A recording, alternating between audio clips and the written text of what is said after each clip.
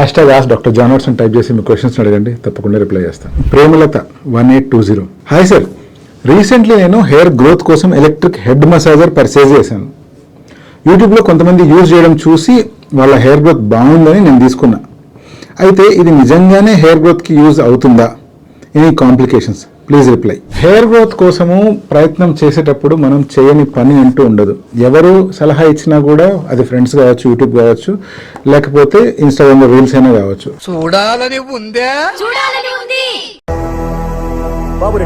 జుట్టు పొడుగ్గా పెరగడం కోసం నేను చెప్పే ఒక ఆయిల్ని మేము ఎలా తయారు చేసుకుంటామో ఆ విధంగా మీకు చెప్తాను, చూడండి. సో ఇవాళ ఒక మంచి టిప్తో మేము ముందు వచ్చేసిన 40 minutes పెట్టుకొని హెయిర్ వాష్ చేసుకుంటే చాలా మంచి రిజల్ట్ ఉంటుంది. హెయిర్ చాలా ఫాస్ట్ గా పెరుగుతుంది. హెయిర్ అనేది బాగా దృఢంగా గ్రోత్ పెరగాలంటే సింపుల్ గా చిన్న హోమ్ రెమెడీ అయితే ట్రై చేయండి. మరి ఈ జుట్టుని ఒత్తుగా పొడవుగా పెంచుకోవాలంటే ఏం చేయాలి?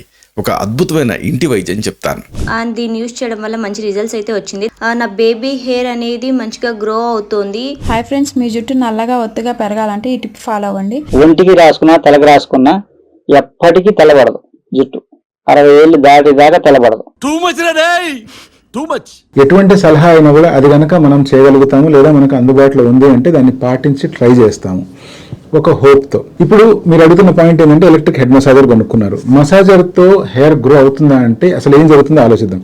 మసాజర్తో స్కాల్ప్ మీద మసాజ్ చేసినప్పుడు, అది ఆయిల్ అప్లై చేసినా అప్లై చేయకున్నా, ఒక మీడియం లెవెల్ పెట్టి మసాజ్ చేసినప్పుడు ఆ ఏరియాలో బ్లడ్ సప్లై ఇంప్రూవ్ అయిపోయి ఆ ఏరియాలో ఎంతో కొంత హెయిర్ ఫాల్ కంట్రోల్ అయ్యి హెయిర్ గ్రోత్ అయ్యే అవకాశం డెఫినెట్గా ఉంది. ఇప్పుడు ఇదే మసాజర్తో పాటు మీరు స్కాల్ప్ మీద మినాక్సిల్ కూడా వాడారనుకోండి, డెఫినెట్గా కొంచెం బెటర్ రిజల్ట్ వచ్చే అవకాశం ఉంది. ఈ రిజల్ట్ అంతా ఎవరికి వస్తుంది? ఫుల్గా బాల్డ్ ఉన్న వాళ్ళకు కూడా జుట్టు గ్రో అయ్యే ఛాన్స్ ఉందా అంటే లేదు. Early stage of hair loss ఉన్నా, లేకపోతే మీకు ఏదైనా కారణం వల్ల సడన్ గా హెయిర్ లాస్ జరిగినా, లేకపోతే మీరు డైటింగ్ చేయడం వల్ల మీకు ఎప్పుడైతే హెయిర్ లాస్ అయిందో దాన్ని మళ్ళీ రీస్టోర్ చేసుకునే ప్రయత్నం చేస్తున్నప్పుడు కనుక ఇది చేస్తే అంతో ఇంతో రిజల్ట్ వచ్చే అవకాశం ఉంది. ఇప్పుడు ఈ మసాజర్ వల్ల వచ్చే సైడ్ ఎఫెక్ట్స్ ఏమైనా ఉన్నాయంటే ఎస్, డెఫినెట్గా ఉన్నాయి. అదేంటి అంటే, ఒకవేళ మీరే కనుక స్కాల్ప్ మీద వైబ్రేషన్ కానీ మసాజ్ కానీ చేపించేటప్పుడు ఎక్కువ పవర్లో పెట్టుకున్నారనుకోండి, అటువంటి సిచ్యువేషన్లో స్కాల్ప్ మీద ఉండే మైక్రో సర్క్యులేషన్ వైబ్రేషన్ వల్ల బ్రేక్ అయ్యే ఛాన్స్ ఉంది. అలా ఎప్పుడైతే మైక్రో వాస్కులేచర్ బ్రేక్ అవుతుందో లాభం కంటే నష్టం జరగడమే ఎక్కువ అవుతుంది.